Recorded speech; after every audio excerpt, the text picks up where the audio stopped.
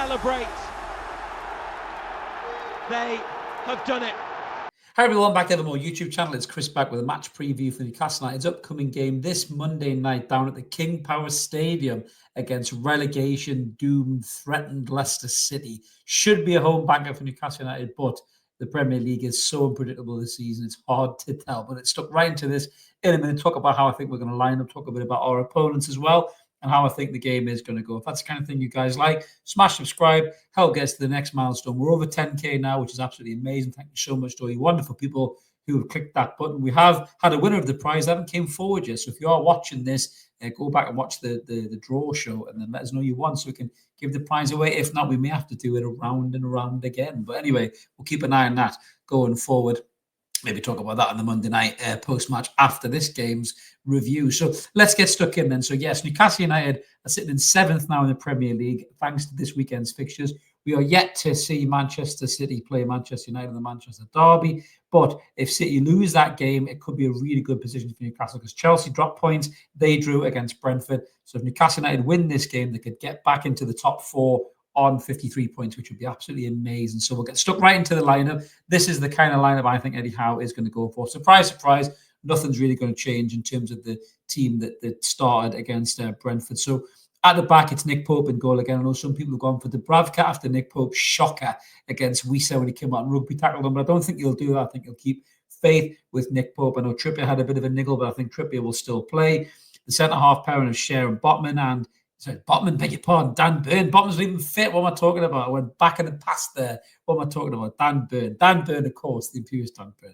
And Tino Livramento at left back, who's been brilliant there as well. In the midfield three, they picked themselves. Sandro Tonali, Bruno Guimaraes, and Joe Linton in the midfield three. And up front, I know Isak had a little bit of a niggle, but I think he'll play. And the big question is who's going to play on the left-hand side. Now, we've gone with Harvey Barnes, and I think that Eddie Howe will do the same. Main reason, Barnes has been brilliant last 3 games, and Gordon, I think, is still nursing that injury that he had on England duty. So I don't think he'll be straight back in the team. I think he'll be on the bench at the very least, maybe not even make that. He maybe even keep him until the Manchester United game the week after. But I think that Barnes will get the start against his former club on the left-hand side. And Jacob Murphy, of course, takes the right-hand side position. Now, how are we going to do against Leicester City? It's easy to say we'll smash them because they're not very good. They're not very good. They've had a terrible season. You know, they've won a Premier League game since the 26th of January when it beat Ange Postecoglou's Spurs away from home 2-1 at the Spurs Stadium. No wonder half of them want him out of a job. I mean, my God, that's an awful, awful result. It reminds me when Derby County took points off us when they were stinking up the Premier League way back when. So yeah, they haven't won a Premier League game since then. I don't think they've actually, they've lost 7 or 8 games on the spin now as well. And hopefully Newcastle United can keep that run coming as well. Southampton have already been relegated, I think, this weekend when they got beat 2-1. And they're down in the Championship, which is, great to see because I think there were shithouses in the opening game against us, way back when. It seems ages ago when Bertrand Diaz got Fabian Schär sent off. And good riddance to bad rubbish. They've been battered all week. Every single week they've been shit. And enjoy the Championship, Southampton. You weren't very gracious when you came up. Fuck you, back down you go. And I think Leicester could very much follow them in the next couple of weeks, and Newcastle could definitely help them along the way by beating them on the Monday night. But again, it wouldn't just be a Newcastle United fans' right to think we're going to smash these lot. I know some of you will be really confident.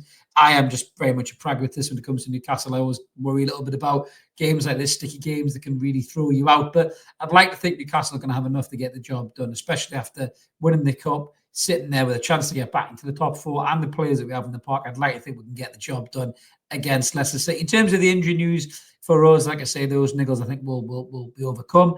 I think Leicester were only really missing Harry Winks, I think it was, in the midweek fixture where they got beat again. I think once again they got beat by Manchester City, didn't they? 2-0 where Jack Grealish scored his first goal for over a year. But there was a bit of a weird one with Harry Winks. It was about, he wouldn't do it.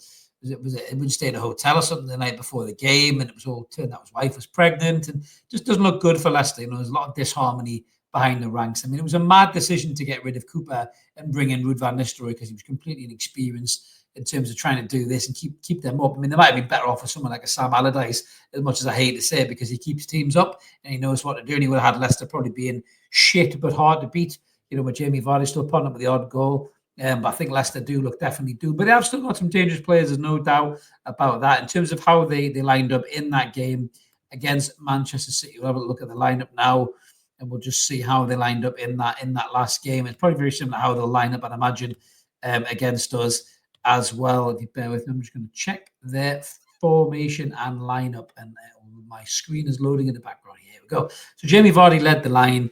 They had Canis and Daka in behind him.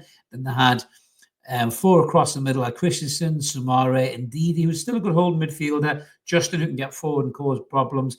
Feist, who's an absolute disaster at the back, to be fair. We should easily be able to run him ragged. Connor Cody, who's a lovely bloke, but I think his days as a top-level centre-half are definitely done. Thomas, and then they had Hermansen and goal, who's a good keeper, to be fair. There's a lot of people looking at that goalkeeper, and I think that's pretty much how Sportsman will have them lining up against us as well, to be brutally honest with you. There's no changes really to the team. I think they brought Ayew in there as well to add to their attacking lineup there, but I just don't really think Leicester are going to have a great deal for us. And I do like Justin as a fullback. I think he's got some quality, some good touches, pace. He can get up and down the line. And Didi's a decent holding midfielder. I think he'll have his work more than cut out for him, with our midfield three there. And Vardy can still pop up with the odd goal.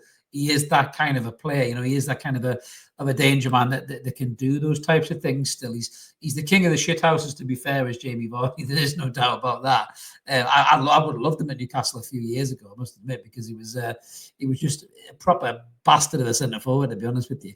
I'm just trying to see how many goals he's got this season. So I think he's still got this season. I think he's still got 8 goals and 3 assists in 29 matches played, which isn't too bad, to be fair. So he's got 7 of those goals in the Premier League. So even at the age that he is, well in his 30s, he's still a tidy player. He still causes you some bother. He's got that little turn of pace, and he can cause you some bother as well. He gets around the pitch, and he's a little shithouse. So it is something that we'll probably have to keep an eye on, really. But outside of that, I don't really know if Leicester have too many more threats. So it's really they play some really, really bad football, and they're not the best team at all, to be brutally honest with you.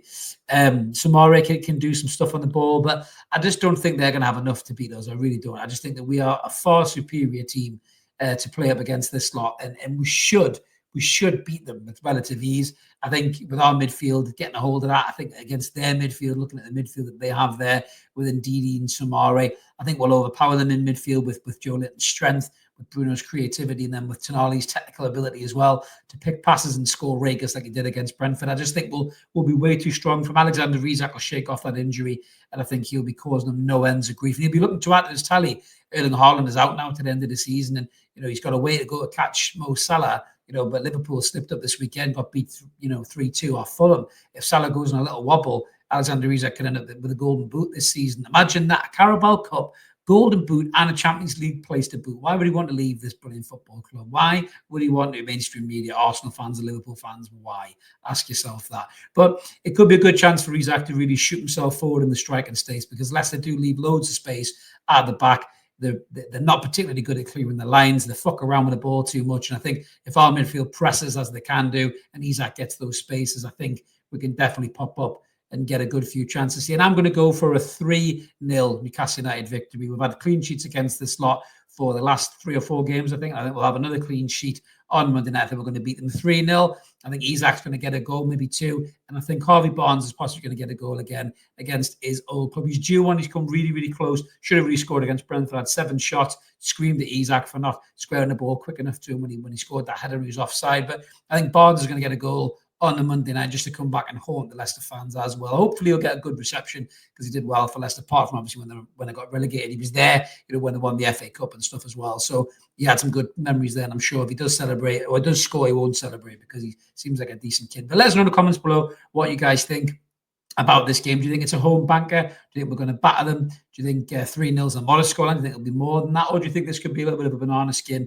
on our tricky little route to try and secure Champions League football? If Newcastle United do win this game, hopefully City don't win against Manchester United, then we could be back into the top 4, which would be absolutely amazing achievement for Newcastle. And it's all in our hands to get Champions League, guys, and we need to keep players like Isak and Tonali and Bruno at the football club. But let us know in the comments below what you think about our lineup, what you think about my predicted scoreline, and who's a danger man from Leicester for you. Is it Jamie Vardy, or is it somebody else I've missed? Or do you think that Newcastle are going to be way too strong for the Foxes. We'll be back with a live post-match analysis to this game on the Monday night. So come and join us, come in the chat, let us know what you think about the game and about the scoreline and everything else as well. Keep it evermore, like and subscribe, have a bell there. We'll see you tomorrow. Cheers.